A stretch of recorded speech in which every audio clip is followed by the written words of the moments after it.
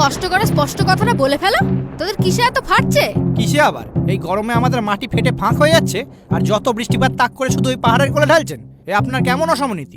রাজনীতি। এই, আমার জলীয় বাষ্প আমি কারো কোলে ঢালবো না হলে ঢালবো সেটা আমার ব্যাপার। এতে তোদের কি বে? তোদের কি মানে? জলীয় বাষ্পের জলটা তো আমাদের জলাশয় থেকেই নিচ্ছেন। তো মাটি লাগা জলাশয়ের জলটা কি তোর বাবা ভরে, নাকি চোরাই জলের কল দিয়ে ওগুলো ভরিস? আর আমার পিছন দিয়ে কি তাপ বেরোয় যে আমি জল বাষ্প করব? তাপ নিয়ে কোনো চাপ থাকলে সূর্যদার সাথে কন্ট্যাক্ট কর। ও বাবা, তাহলে তো হয়ে গেল। আমার একটা বন্ধু সূর্যদার একটু বেশি কন্টাক্টে চলে এসেছিল। এখন সে পৃথিবীর বৃহত্তম মরুভূমি সাহারা। হ্যাঁ, তাহলে দেখ সাহারা হবি না বেসাহারা হয়েই থাকবি। আর এখানে এই গরমে আমি ঠিক ঘনীভূত হতে পারছি না। এখন মন চাইছে শীতল ওয়েদারে ধাক্কা খেতে পাহাড়ে, করতে শৈলক্ষেপ বৃষ্টিপাত, ভিজিয়ে দিতে প্রতিবাদ। উফ, ফার্স্ট ক্লাস। উফ, পুরো 18+। ফার্স্ট ক্লাস তো লাগবেই।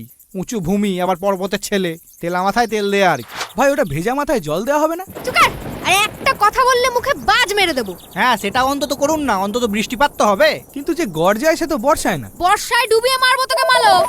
হ্যালো হ্যালো ক্লাউডি বেবি, আসো। না, যাব না। তোমার কাছে গেলে তুমি আমায় ঘনীভূত করে আমার বৃষ্টিপাত করিয়ে দাও।